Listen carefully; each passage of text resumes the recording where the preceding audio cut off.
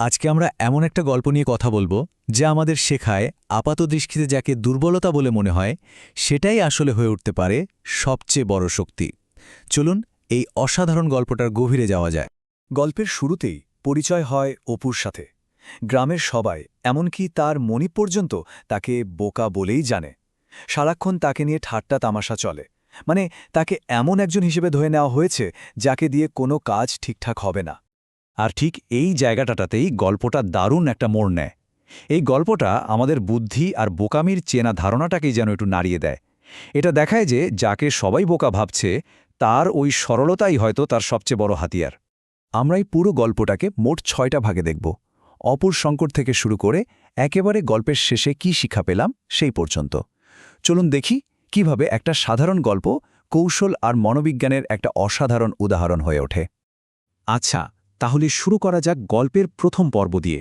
এখানে আমরা দেখব অপর সেই কঠিন পরিস্থিতি যা পুরো গল্পের মোড় ঘুরিয়ে দেবে। ভাবুন একবার, চাকরি চলে গেছে, গ্রামের সবাই হাসাহাসি করছে। এই অবস্থায় অপু যখন বাড়ি ফেরে তখন সে দেখে তার জন্য আরও বড় এক বিপদ অপেক্ষা করছে।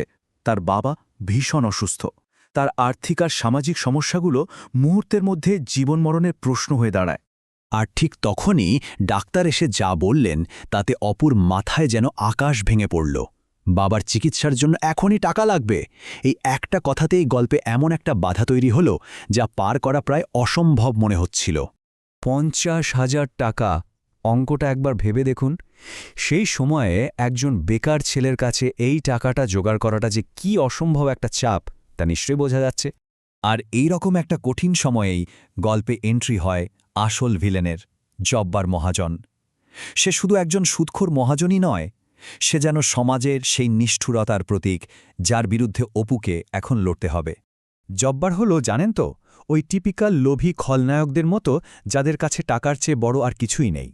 আর এই লোভটাই একদিকে যেমন তার শক্তি, অন্যদিকে এটাই কিন্তু তার সবচেয়ে বড় দুর্বলতা। কারণ লোভ মানুষকে প্রেডিক্টেবল বা অনুমানযোগ্য করে তোলে। জব্বারের এই কথাটা খেয়াল করুন, কি সাংঘাতিক। অপু যখন নিজের সততার দোহাই দিয়ে টাকা ধার চায়, জব্বার তাকে সোজা সাপটা অপমান করে। তার কাছে সততা বা কোনো মানবিক গুণের কানাকড়ি দামও নেই। সে শুধু চেনে টাকা আর বন্ধকি সম্পত্তি। আর ঠিক এইখান থেকেই গল্পটা ঘুরে যায়।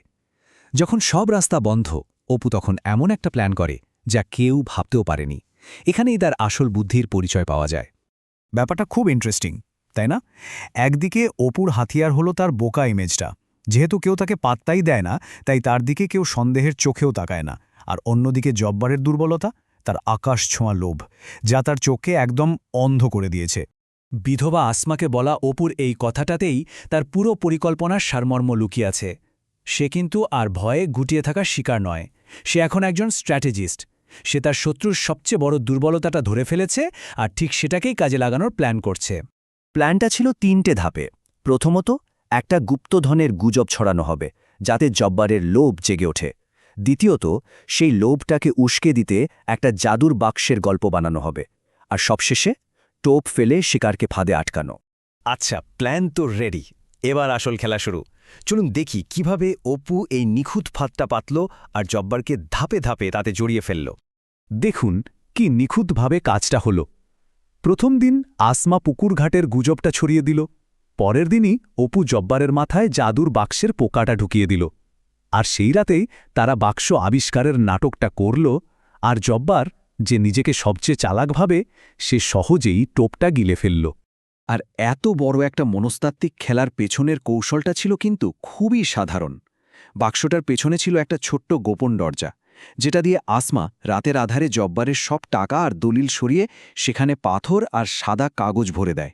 কি বুদ্ধি! এরপরই আসে গল্পের ক্লাইম্যাক্স, সেই মুহূর্তটা যখন পুরো গ্রামের সামনে সব কিছুর ফয়সালা হবে।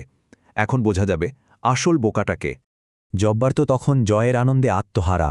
সে ভাবছে টাকা তো দ্বিগুণ হলই, এবার অপুকে সবার সামনে আচ্ছা করে অপমান করা যাবে।